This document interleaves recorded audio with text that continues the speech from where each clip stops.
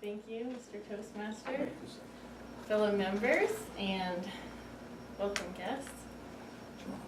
Oh, thank you. Okay. You learned a little bit about me in the intro, but those kind of stats are actually pretty common in the military community. So today I want to talk about some more very specific details so that you can get some real insight into Kate Fosson, the one and only. So I'm going to go over 3 things: a passion, an accomplishment, and a secret about me. So I'm confident that you will never meet anyone that has these same 3 things in common. My passion is mountain biking. My accomplishment is that I've illustrated and published a children's book. And my secret, I've had a crush on LL Cool J since I was a teenager. Now, I'm telling you these things because I believe that they make up the foundation of what makes me unique. I mean, who else can say they've had a crush on LL Cool J for 20 years? Or who would admit it anyway. But I won't dwell on my secret. It's out now, so you're welcome. I do want to talk about my passion for mountain biking and a little bit about my book. And as many of you here know, publishing a book is not for the weary.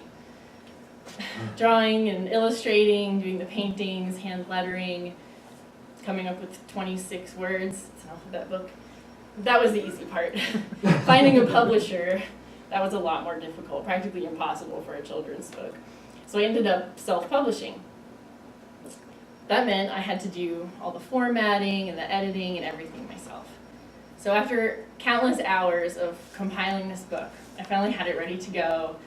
Got the first copies, sent them out to my closest friends and family. And 2 days later, I get a phone call from my sister-in-law. I don't want to be the one to tell you this, but you probably would want to know. Yeah, I'd spelled something wrong in the book, the alphabet book for children. The 26 words, one of those was spelled wrong. And I was mortified. Fortunately, it was a fairly easy fix, and I was able to get new copies sent out to all my friends and problem solved. So I'm happy to say that today my book has been selling on Amazon for about 6 years now, and still got a 5-star rating, so I can't quite see it on the slide. But so as much as I had fun working on my book, and as much as I love LL Cool J, my real passion is mountain biking. When I first started, I was in college, and I fell a lot. I would get really frustrated because I couldn't stay on my bike. I mean, my 3-year-old can do that now. But as I got better, I learned more about it. Whenever I'd lose control of my bike, I would just let out this involuntary scream as I was usually flying over the handlebars. But I'd get back up, I'd kick my bike usually, and then I'd get back on and keep riding. And I realized that mountain biking was a cathartic experience. Every time I'd ride this technical trail, I'd hold my breath and my heart would be racing. I'd try to get the right balance with my feet, and then when I'd fall or I'd make it to the end of the trail, I would feel this enormous sense of relief. And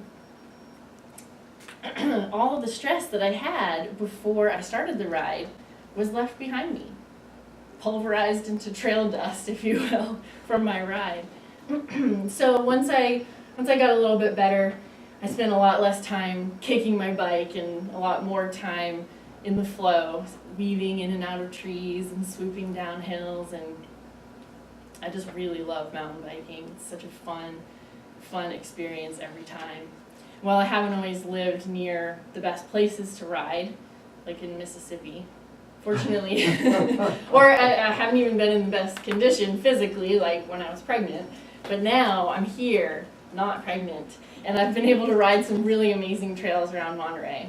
I'm happy to say that next month I've registered to compete in the Sea Otter Classic. This is going to be my first race since college.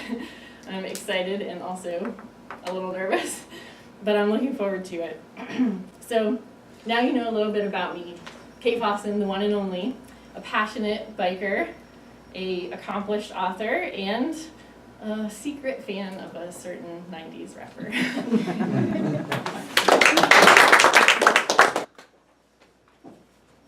Mr. Toastmaster, fellow Toastmasters and guests. Some of this will be a little bit familiar because Caitlin is also, she also gave her first speech, so the criteria is the same. So as Viviana mentioned, the goal of the speech is for you to let us get to know you a little bit and to give a speech that has a very clear beginning, middle, and end.